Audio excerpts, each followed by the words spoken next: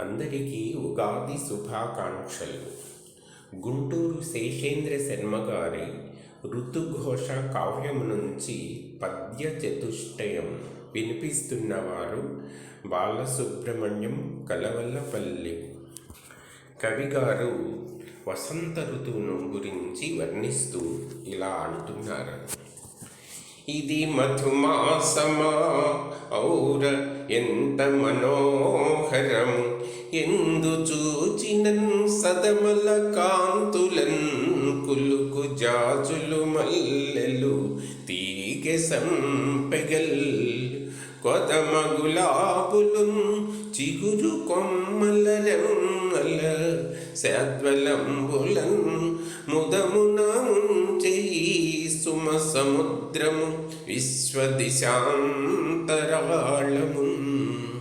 ఈ సుమ సముద్రము విశ్వదిశాంతరాళము.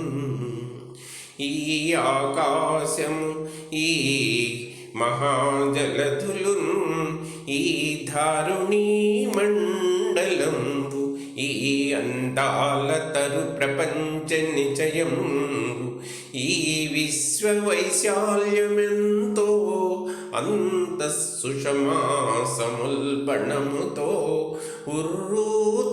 ఉర్రూతలుగించే ఆహా ఊహా విహంగము తానెగిరిపోనాశించి ఉత్కంఠతో.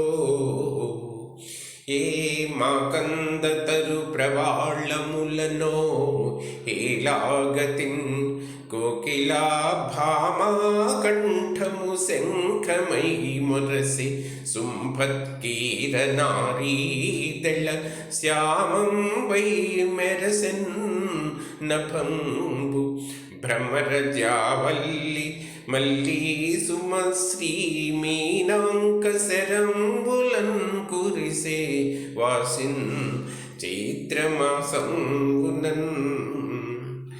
ఎల్ల ప్రాయంబున విశ్వమందిరమునన్ హేళా కళామూర్తితో కొలువై కన్నుల పండువైన పురుషున్ కోర్కులు పిసాళించి మై పులకింపన్ తిలకింపగా ప్రకృతి సొంపుల్ కుల్కు సింగారి అయి అలరుల్ కెంచిగురుల్ ధరించిన వసంతారంభకాలం విదే వసంత ఆరంభకాలం